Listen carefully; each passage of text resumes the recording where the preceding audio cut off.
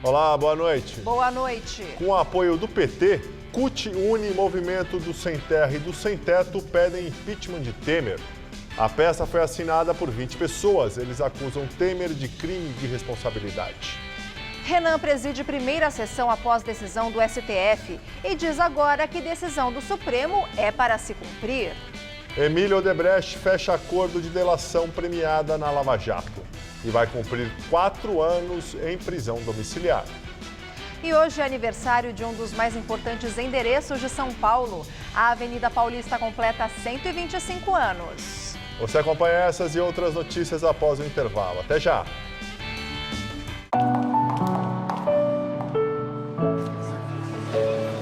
A Fundação Bradesco trabalha para formar cidadãos completos, inspirados pelo conhecimento e pela troca de experiências, levando educação e oportunidades a todos, desde cedo, porque todo final feliz merece um começo feliz. Fundação Bradesco, há 60 anos, usando o poder da educação para transformar vidas.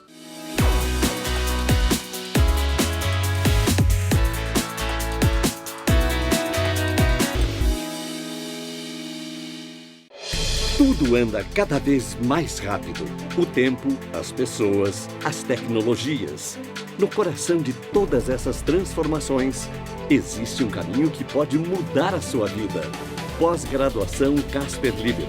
4 cursos que vão acelerar a sua carreira, atualizar os seus conhecimentos e fazer você ser notado no meio de tanto movimento.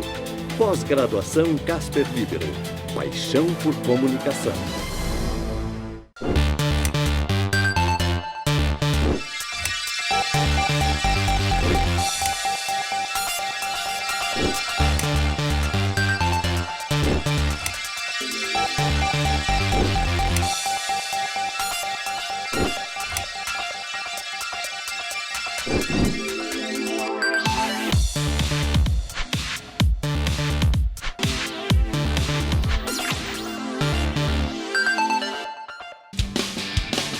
Neste domingo, o Brasileirão chega ao fim. E você confere todas as emoções da última rodada do campeonato com as feras do Futebol Debate. Mesa Redonda, neste domingo, 9 da noite. Oferecimento Lux Color. Tudo que é muito bom é tão bom quanto pintar com Lux Color. Baltec, super manta líquida impermeabilizante. Rede Pit Stop, a maior rede de autopeças e serviços automotivos do Brasil.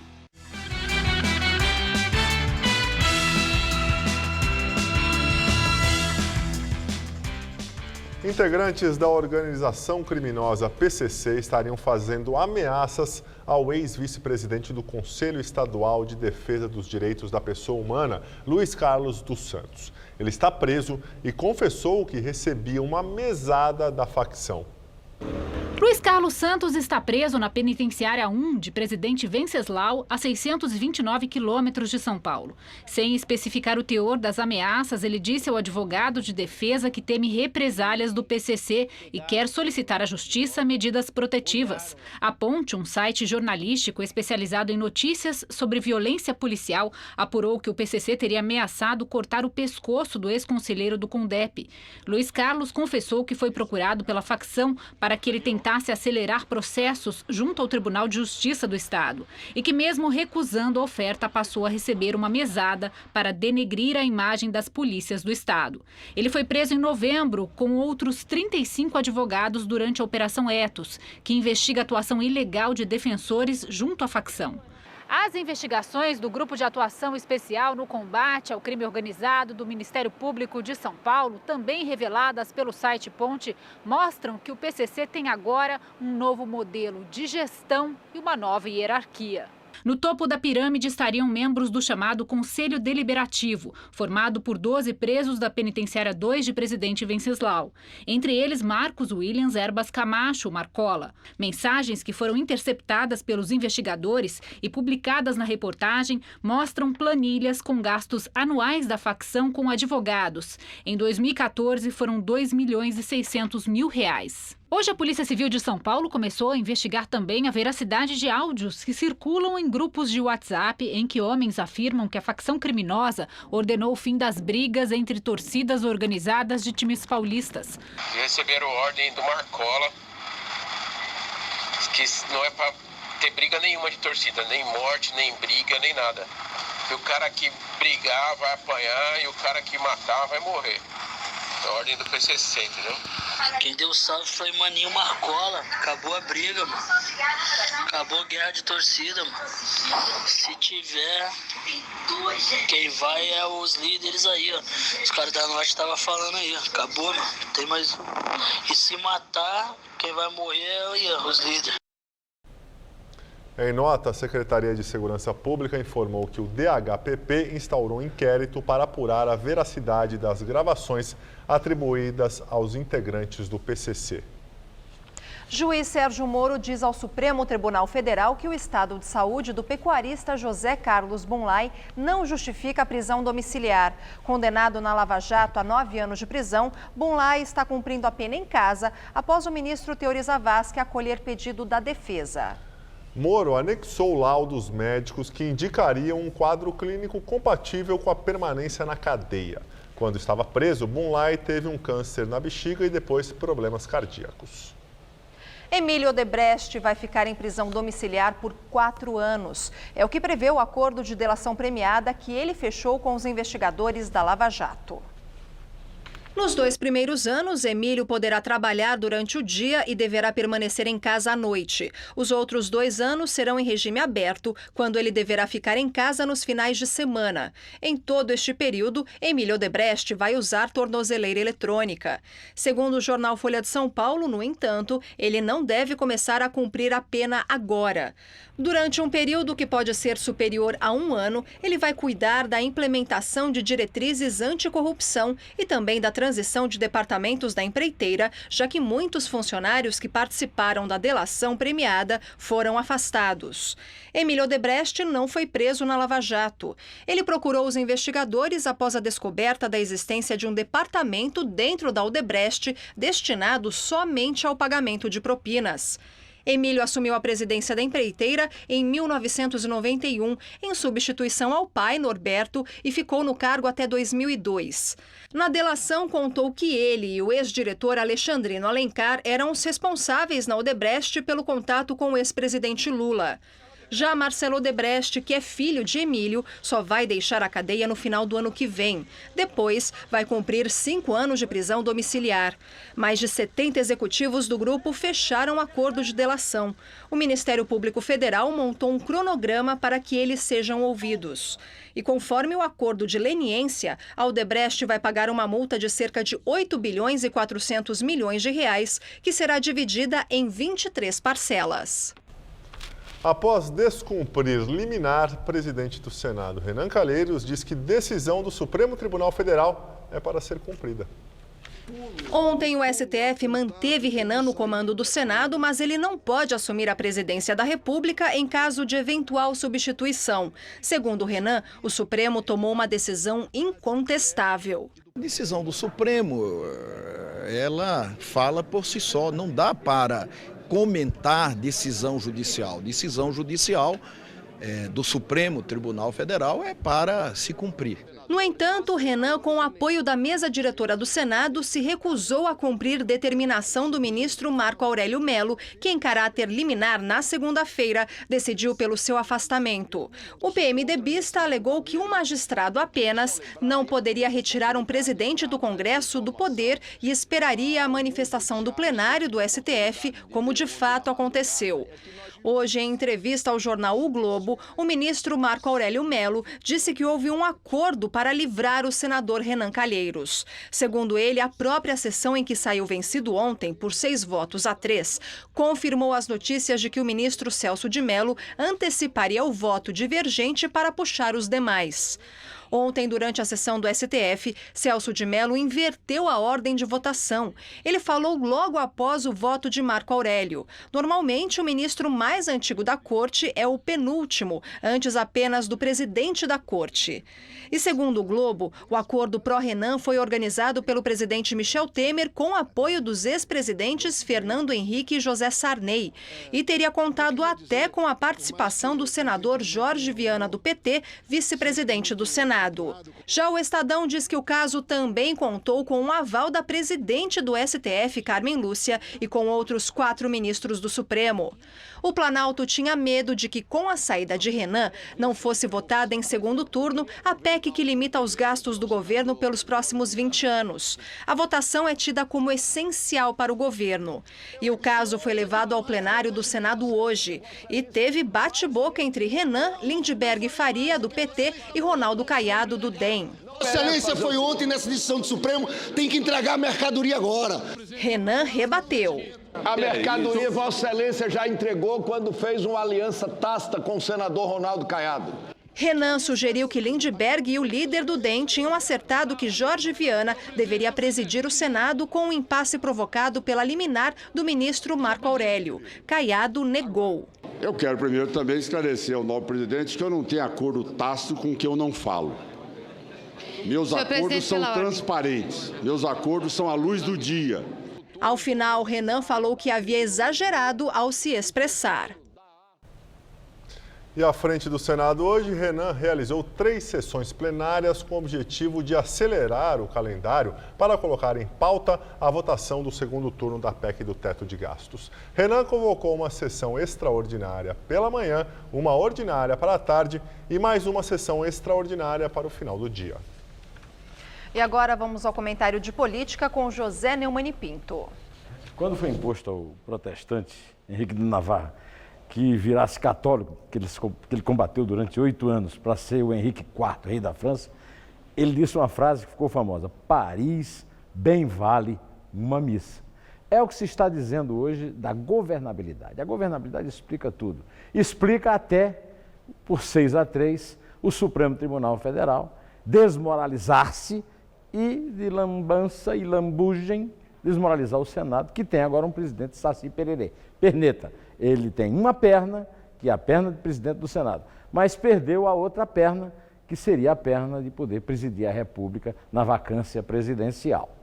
Tudo por governabilidade, ou seja, tudo para aprovar a PEC dos gastos, a MP 55, e com isso dar uma alavancada para recuperar a economia. 12 milhões de desempregados, uma economia difícil de ser resolvida, parece que vale a pena. Vale? Não sei, em primeiro lugar porque ninguém sabe até que ponto essa PEC vai resolver algum problema econômico de verdade. A outra coisa é que o Temer também quer governabilidade para aparelhar a Caixa Econômica com técnicos, entre aspas, dos partidos que o apoiam, como no tempo de Dilma. Ou então para aparelhar a empresa brasileira de comunicação, que ele devia simplesmente extinguir. Então, a verdade, meu caro amigo, é que nós precisamos da permanência do Estado Democrático de Direito, mais urgentemente do que a tal da governabilidade, que ninguém sabe se não é duvidosa. Bom, eu volto na terça-feira direto ao assunto. Em pé? Com o apoio do PT, movimentos sociais protocolam na Câmara dos Deputados pedido de impeachment do presidente Michel Temer. A peça é assinada por 20 pessoas, entre elas juristas e representantes de movimentos sociais, como a UNE, MST, MTST, CUT e também por entidades que representam o movimento negro e indígenas. Eles acusam Temer de ter cometido crime de responsabilidade. Alegam que o presidente estava ciente da pressão do ex-ministro Gedel Vieira Lima sobre o ex-ministro Marcelo Calero. Em depoimento, Calero disse que foi pressionado por Gedel, Temer e pelo ministro da Casa Civil, Eliseu Padilha, no caso que envolvia um empreendimento de alto padrão em Salvador, onde Gedel tem um apartamento comprado na planta.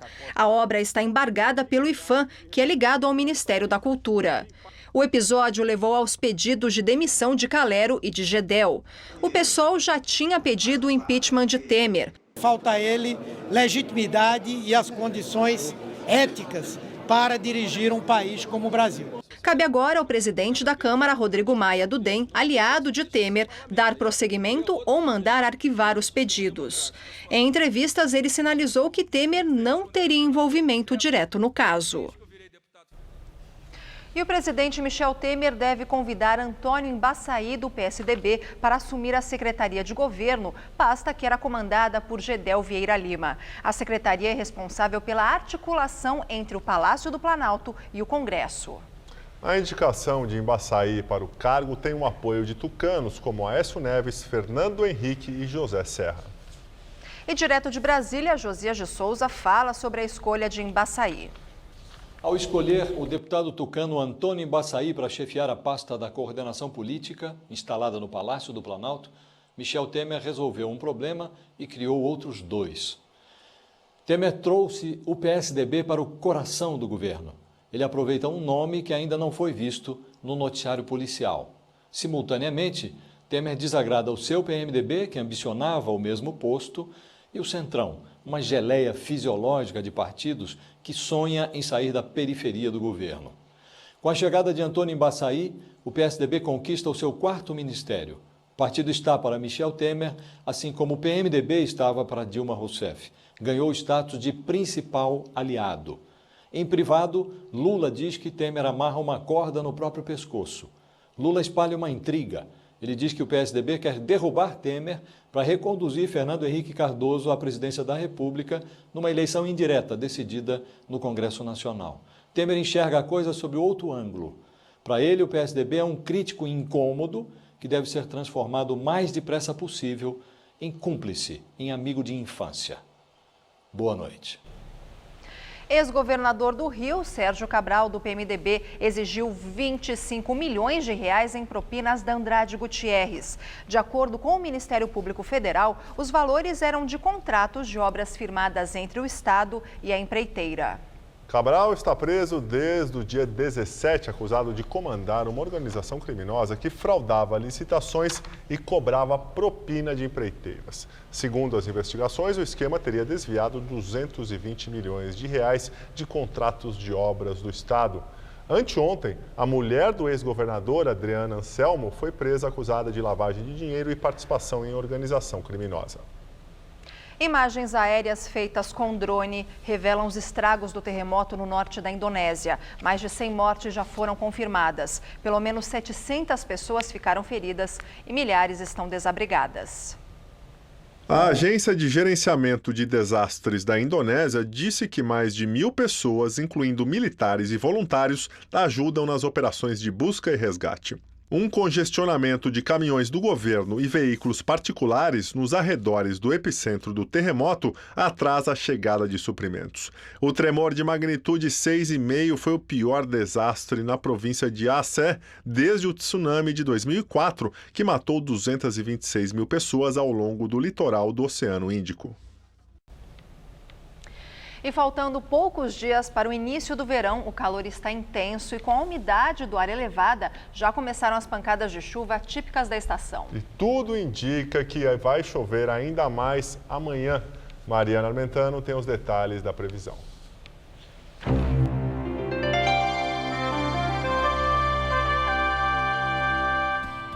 Por causa dessa combinação de calor e umidade alta, não dá para descartar temporais em todas as regiões paulistas. A previsão é de chuva já no período da manhã no oeste e no extremo sul do estado. Mas nas outras regiões, o sol predomina e chove só a partir da tarde, também com risco de chuva forte por causa do tempo abafado. A máxima amanhã chega a bater na casa dos 34 graus em Araçatuba e dos 35 em Votuporanga. No centro-norte paulista, chega a fazer até 33 graus em Ribeirão Preto, também em Araraquara e em São José do Rio Preto. Em toda a costa, no Vale do Paraíba e também aqui na Grande São Paulo, o dia vai começar com muita nebulosidade por causa de uma frente fria passando lá em alto mar. Nessa sexta-feira, teremos mínimas de 20 e máximas de 28 graus. E mesmo com a previsão de chuvas entre a tarde e a noite, o final de semana vai ser bem quente, com máxima na casa dos 30 graus no sábado e dos 28 graus no domingo. Relator entrega à Comissão de Constituição e Justiça da Câmara parecer favorável à reforma da Previdência proposta pelo governo Temer. O deputado Alceu Moreira, do PMDB, deve detalhar o relatório aos integrantes da comissão na semana que vem. A previsão é que o parecer dele seja lido na segunda-feira. Mas a CCJ só vai discutir se o texto está em conformidade com a Constituição. O mérito da proposta vai ser analisado depois por uma comissão especial. Vai ser lido, depois vai pedir de vista, conta-se as sessões para que aconteça a vista e aí então se vai fazer a votação. Votado, terminou o ano. Quando votar isso, terminou o ano. Aí tem que fazer a indicação da comissão especial, mas que certamente não se reunirá, a menos que queira se reunir no recesso. Segundo o deputado federal Paulo Pereira da Silva, do Solidariedade, as principais centrais sindicais do país não aceitam a idade mínima de 65 anos para se aposentar e outros pontos propostos pela PEC. O presidente da Força Sindical já disse que deve apresentar emendas ao texto nesse sentido. Ontem, o governo modificou a proposta enviada ao Congresso na terça-feira. Pelo novo texto, policiais militares e bombeiros não terão que seguir as novas regras, assim como já estava previsto para os militares. Outro trecho foi alterado para permitir que militares acumulem aposentadorias e pensões, o que fica vetado aos servidores civis. Vamos agora ao comentário de economia com Denise Campos de Toledo. Essa posição das centrais sindicais já antecipa a dificuldade que o governo terá para garantir a reforma da Previdência. A proposta é pesada, penaliza muito os trabalhadores que estão abaixo da idade de transição, que terão de trabalhar por um período muito maior, principalmente as mulheres que também terão de atingir a idade mínima de 65 anos. Ainda tem a questão da aposentadoria por morte, que poderá ser inferior ao salário mínimo. O governo foi duro demais, provavelmente para ter margem de negociação. Agora, mudanças terão de ocorrer. Caso contrário, o sistema mais à frente não vai ter como bancar o pagamento dos benefícios. Não é só discurso. Da forma como está, o rombo vai continuar crescendo de forma acelerada, com os trabalhadores se aposentando com menos idade, vivendo mais e um número menor de pessoas ingressando no mercado de trabalho pela queda da natalidade e o envelhecimento da população. As finanças públicas como um todo podem ficar comprometidas. A PEC dos gastos vai limitar a ampliação das despesas com base na inflação do ano anterior. Se as despesas da Previdência continuam aumentando em ritmo mais acelerado, vão abocanhar uma parcela cada vez maior do orçamento. Claro que ao falarmos de contas públicas, de ajuste fiscal, não podemos deixar de falar da roubalheira, corrupção, desvio de verbas, obras superfaturadas, desnecessárias. A Lava Jato, as operações da Polícia Federal quase diárias, estão aí para lembrar. A Previdência, em particular, tem muitos privilégios. Alguns até estão sendo mantidos agora nessa reforma. Empresas que não pagam o que devem. Tudo isso tem de ser apurado, corrigido, punido. Mas as regras terão de mudar, especialmente no que se refere à idade mínima, para viabilizar a própria manutenção do sistema. Só que, por mais que a reforma seja necessária, ela não precisa penalizar tanto os trabalhadores. Eu volto na segunda. Até lá. Justiça boliviana decreta a prisão de Gustavo Vargas Villegas, funcionário da Agência de Aviação Civil do país, que é filho de um dos sócios da empresa aérea Lamia. Villegas e o pai dele são investigados por tráfico de influência e favorecimento da empresa responsável pelo acidente que matou 71 pessoas na Colômbia. Gustavo foi preso em La Paz na tarde de hoje e vai prestar esclarecimentos a uma comissão nacional de investigação que apura, na Bolívia, as causas do acidente com o avião da Chapecoense. Ele é filho de um dos sócios da Lamia e diretor da Agência de Aviação Civil que autorizava o funcionamento de empresas aéreas na Bolívia. Villegas foi afastado do cargo suspeito de favorecer a empresa do pai. A pedido do governo boliviano, 2 aviões da Lamia em Cochabamba foram confiscados pela justiça. Embora eles não tivessem autorização para voar, as 2 aeronaves serão usadas como garantia de pagamento das indenizações às famílias das vítimas do acidente. Na Inglaterra, peritos começaram a analisar hoje o conteúdo das caixas pretas do avião que caiu na semana passada na Colômbia. O trabalho de perícia será gravado para acesso da Justiça e dos peritos dos 3 países envolvidos no assunto. Segundo a agência responsável pela análise, o trabalho dos peritos não tem prazo para ser concluído. Em entrevista coletiva, o futuro secretário municipal de Cultura afirmou que somente grandes shows da virada cultural vão acontecer fora do centro da cidade. As mudanças na realização da virada cultural ainda não foram definidas pela futura gestão da Prefeitura de São Paulo. Segundo o novo secretário de Cultura do município, os grandes shows devem ser retirados do centro de São Paulo. Por exemplo, o palco brega, que é a tradição, é um palco que não é exatamente de grandes shows e que fica lotado, porque é uma programação muito bem feita em geral. Então é esse tipo de palco que a gente gostaria de não ter mais no centro e tê-lo em outro lugar, para que a gente possa estimular o uso dos lugares e estimular o passeio pela cidade. E não que a pessoa venha para ver um show de um artista que ela gosta e vá embora. André Sturm afirmou que o Autódromo de Interlagos é apenas uma das opções cogitadas para abrigar as atrações. O prefeito sugeriu Interlagos. E eu disse para ele, vamos analisar essa possibilidade. Eu não posso dizer que vou fazer tudo em Interlagos com convicção. Eu posso dizer que a gente planeja fazer em Interlagos. E hoje é aniversário da via mais famosa de São Paulo. A Paulista completa 125 anos. E uma reportagem reconta momentos marcantes do nosso endereço aqui, ó. Ela é tanta coisa: cartão postal, coração financeiro, paulista das retas, paulista das curvas, dos carros, das motos, das bicicletas. Cabe um mundo aqui. Uma trajetória que completa hoje 125 anos. Eu não sabia. Cadê o bolo? Nessa festa tem gente que trabalha, que protesta ou que simplesmente passeia. Difícil é achar alguém que não goste daqui. O que você mais gosta, assim, da Paulista? A diversidade, né? E quando você se sente confortável aqui. É quase que a praia do Paulista. E a tal fama de engravatada parece que já foi superada. Não que as mais de 1 milhão de pessoas deixaram de passar por aqui no corre-corre do trabalho. Mas é que hoje, a avenida mais importante da capital, pelo menos aos domingos, também é o endereço preferido de quem busca apenas relaxar. Aos domingos eu venho porque é fechado e a gente faz patinação, caminhada também, eu e meu esposo. E é bacana, você gosta? Adoro, adoro. Principalmente na calçada, que tá bem lisinho, dá pra patinar bastante. 3.818 passos, ou simplificando, 1 hora de caminhada. É o que uma pessoa costuma gastar para ir de uma ponta a outra da Paulista. Isso se ela não parar em uma das muitas atrações que tem por aqui, nesses 2.700 metros de extensão. Mas houve um tempo em que tudo por aqui era muito diferente. Quando foi inaugurada em 1891, a Paulista era um corredor de terra batida. Com o asfalto vieram os bondes, os casarões dos barões do café. Era endereço elegante da burguesia. Atualmente tem espaço para quem quiser. O valor que importa hoje, inestimável, é a riqueza da diversidade. Hoje eu acho que é dos lugares mais democráticos que existe em São Paulo, porque qualquer prédio desse, do elevador vai o office boy, o faxineiro, o presidente do banco, todo mundo anda junto aqui, né? Trabalho da Paulista há 32 anos. Posso reclamar de tudo, menos de tédio. Todos os lugares deviam se inspirar na Paulista, porque é realmente muito inspirador, é muito bacana estar aqui, é reconfortante.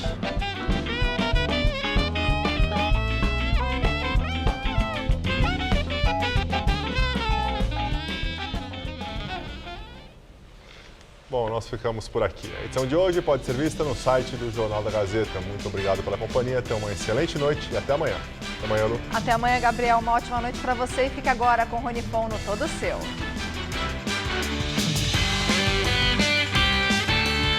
Aprenda uma receita light deliciosa no Você Bonita. Nesta sexta, meio-dia. Assista agora, Todo Seu.